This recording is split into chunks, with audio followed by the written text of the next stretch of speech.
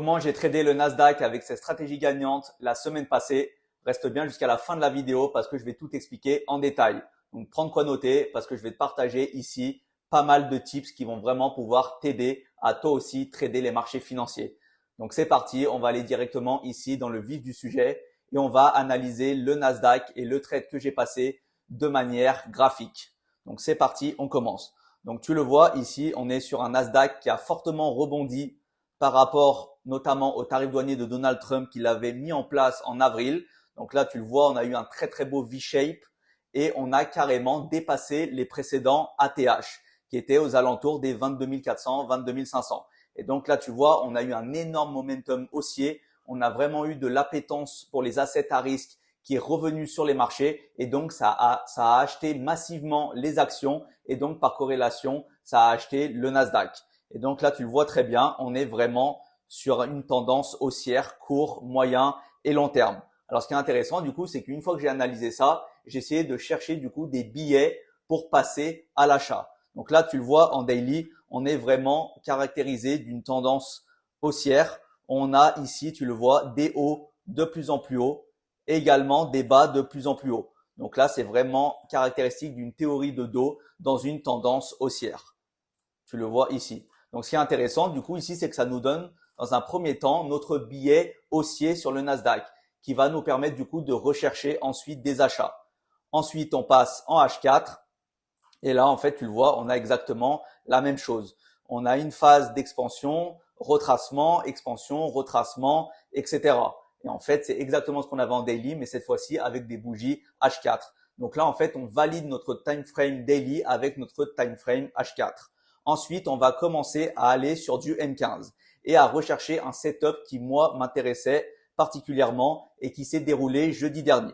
Alors, tu le vois ici, on était, on va dire, sur de la baisse sur la journée de mercredi.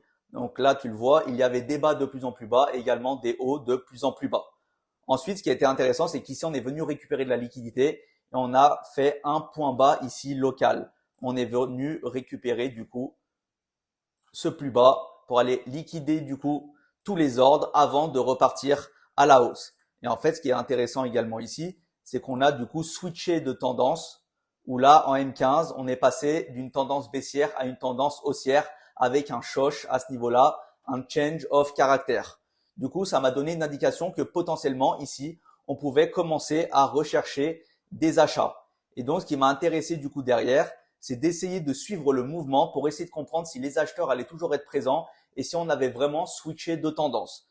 Donc, dans un premier temps, ce qui m'a intéressé à ce niveau-là, c'est cette zone de fair value gap qui a été filled à 100% à ce niveau-là. Donc, tu le vois ici, on a filled à 100%. Je vais te le noter, on avait une fair value gap. Et donc, potentiellement, je me suis dit, OK, ici, on a entre guillemets terminé le premier mouvement préliminaire. On va ensuite potentiellement retracer pour continuer et aller chercher plus haut. Et j'avais, on va dire, dans mon esprit, une target à ce niveau-là qui était le précédent plus haut. Donc, reste bien jusqu'à la fin parce que je vais t'expliquer pourquoi cette target était importante et pourquoi du coup c'était intéressant de target ce point sur le Nasdaq. Donc là, on va commencer à zoomer. Donc là, tu vois, en M15, tu as eu un très fort momentum haussier à ce niveau-là. Où tu le vois, tu as vraiment une succession de bougies haussières qui break ici le précédent high à ce niveau-là. Donc moi, là, c'est vraiment mon setup qui me dit qu'on va du coup potentiellement rechercher des achats. Mais forcément, je ne vais pas rentrer dans cette succession de bougies haussières. Potentiellement, on va avoir un retracement derrière. Donc moi, ma stratégie, du coup, c'est vraiment d'attendre un retracement avec des confluences qui vont me permettre de rentrer sur un setup à haute probabilité. Donc ensuite, on va potentiellement ici pouvoir également utiliser par exemple Fibonacci. Donc tu le sais, c'est un de mes outils de favoris qui me permettent vraiment, entre guillemets, de définir des zones précises à intervenir. Donc là, tu vois, très intéressant, on a la zone des 61,8. Ensuite, on va baisser par exemple ici en M5. On passe de M15 et on passe sur du M5. Et là, en fait, je vais commencer à affiner mon analyse. Donc là, tu le vois, on a eu une très forte expansion haussière. Donc là, de l'ordre des 23 000 points jusqu'aux 23 150. Donc, on est monté de 100, 150 points. Et ensuite, on a retracé. Et là, tu vois encore une fois la pertinence des analyses. On avait une entrée qui était absolument chirurgicale sur les 61,8 de Fibonacci, ici sur notre sweet spot area. Donc la zone de retracement suffisante pour pouvoir entrer en position avec un bon ratio risque-reward. Donc là, dans un premier temps, ce qui est intéressant à ce niveau-là, c'est qu'on avait de la liquidité à aller chercher. Tu vois, on a ici des equal low. Donc en fait, ce sont des bas à quasiment même niveau sur par exemple un niveau de support. Et souvent, ça va se faire liquider. On va souvent avoir une mèche qui va venir un petit peu en deçà de cette zone de equal low pour venir du coup récupérer de la liquidité, les ordres, injecter du coup massivement des ordres market et ensuite repartir. Et c'est exactement ce qui s'est passé ici. Je vais te l'écrire ici. Donc là, on a bien les equal low, les EQL. Et ensuite, on avait ici, je ne sais pas si tu le vois, mais on a un biseau descendant. Donc là, pour tous les novices qui nous rejoignent, regardez ici la forme théorique d'un biseau descendant. On arrive par le bas en tendance haussière. On arrive sur un biseau descendant avec une zone de compression. Et ensuite, on va souvent sortir à la hausse avec un pullback et repartir à la hausse. Et là, regardez de la théorie à la pratique. On peut matérialiser ce biseau sous cette forme. On a ici une zone de compression. Et là, vous avez bien ici un biseau descendant. Donc, ça me donne encore plus une confluence qui me dit attention, attends potentiellement la sortie de ce biseau pour potentiellement te placer. Mais bien sûr, en tradant le Nasdaq et à force de le trader depuis des années, je sais très bien que le Nasdaq va avoir énormément de volatilité. Et surtout à ce niveau-là où on est à l'ouverture de la session US à 15h30 jeudi. Donc, je m'attends à ce qu'ils viennent récupérer la liquidité en dessous des EQL avant de repartir.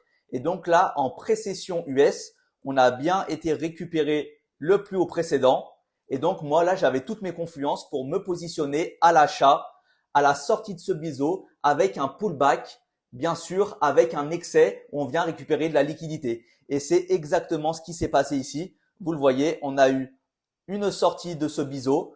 Ensuite, on a eu potentiellement revenir ici avec un H-shape. Donc, on revient retracer la hausse entièrement, notamment à l'ouverture de la session US.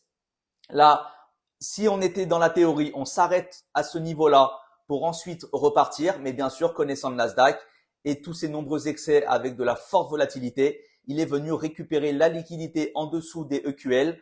En plus de ça, on s'est positionné sur les 61,8 de Fibo. Et là, on avait un achat qui était absolument magnifique à faire.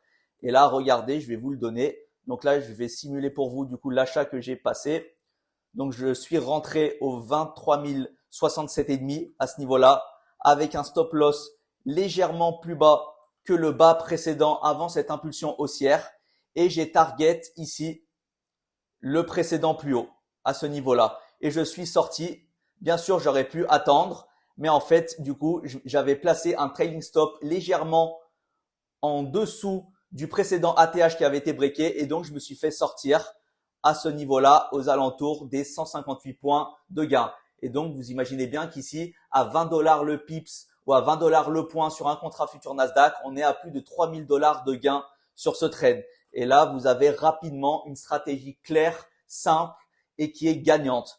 Donc, en tout cas, j'espère que ça a été clair pour vous, que vous avez vraiment pu comprendre et prendre des notes de cette stratégie. Et n'hésitez pas, bien sûr, à essayer de la reproduire sur l'actif que vous tradez, que ce soit le gold, la crypto-monnaie, les indices ou bien le forex. Mais en tout cas, une stratégie gagnante, c'est quoi? C'est une stratégie qui respecte vraiment des confluences et un setup que vous avez vraiment défini au préalable. Et en fait, lorsque vous allez cocher entre guillemets toutes les cases de votre setup, alors vous pouvez entrer en position. Et c'est exactement ce qui s'est passé ici avec la stratégie que j'ai employée la semaine dernière sur le Nasdaq. Et vous le voyez, ça m'a permis d'exécuter un trade qui était absolument parfait et qui m'a permis de générer du coup plus de 3 000 $. Donc en tout cas, j'espère que ça a été clair pour vous. N'hésitez pas à me le dire en commentaire. Si jamais vous avez des questions sur cette stratégie ou des choses que vous n'avez pas compris, posez-moi les questions et je vous répondrai comme toujours dans l'espace commentaire.